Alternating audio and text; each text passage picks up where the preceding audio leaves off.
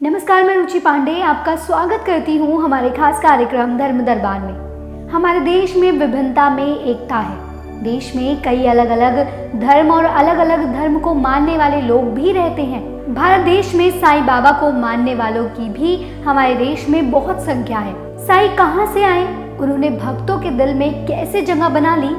लेकिन कुछ लोगों का मानना है कि साईं केवल एक फकीर थे, वे मांसाहारी थे। कौन है ये साईं? इन सभी सवालों का जवाब देंगे हम।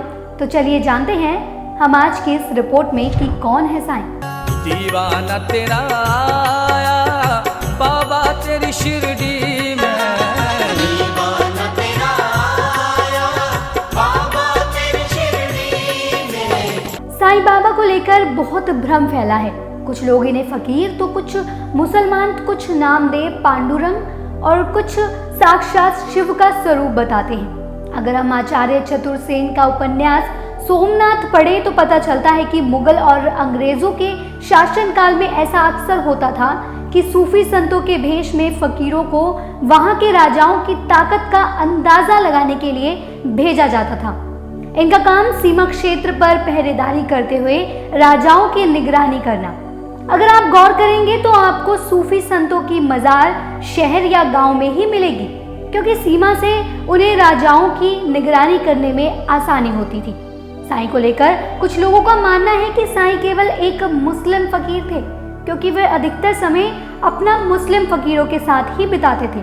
वे कहते हैं कि साईं जिस प्रकार का पहनावा पहनते थे वह यकीनन किसी मुस्लिम समाज के फकीर का ही पहनावा है। साईं हमेशा सर पर एक कपड़ा और तन पर जामा पहने होते थे, जो आज भी केवल मुस्लिम समाज के फकीर ही पहना करते हैं। कुछ लोगों के अनुसार साईं सचरित्र के अध्याय में कई जगह ये भी उल्लेख किया गया है कि साईं केवल अल्लाह मालिक है यही बोलते थे, लेकिन बाद में यह भी उल्लेख किया गया कि वे केवल सबका मालिक एक ही बोला करते थे। अगर बात की जाए तो उनके सबसे बड़े आस्था स्थल शिरडी से भी साईं के बारे में कुछ खास जानकारी सामने नहीं आती। एक कथा के अनुसार साईं अपना जीवन यापन एक मस्जिद में रहकर करते थे। उनका जन्म ब्राह्मण परिवार में हुआ था, पर बाद में उन्हें फकीर को सौंप दिया गया था। उनके माता पिता के बारे में कुछ खास जानकारी तो नहीं मिलती, पर शिरडी के उनके चमत्कारिक स्थल के रूप में माना जाता है। शिरडी में साईं ने अपनी सारी जिंदगी बिता दी थी। साईं ने कुछ फकीरों के साथ अपना जीवन यापन यही किया था। यही कारण है कि उन्हें एक मुस्लिम फकीर के रूप में भी माना जाता है।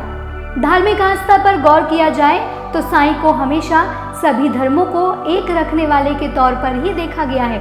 साईं की भारत देश में बहुत मान्यता है।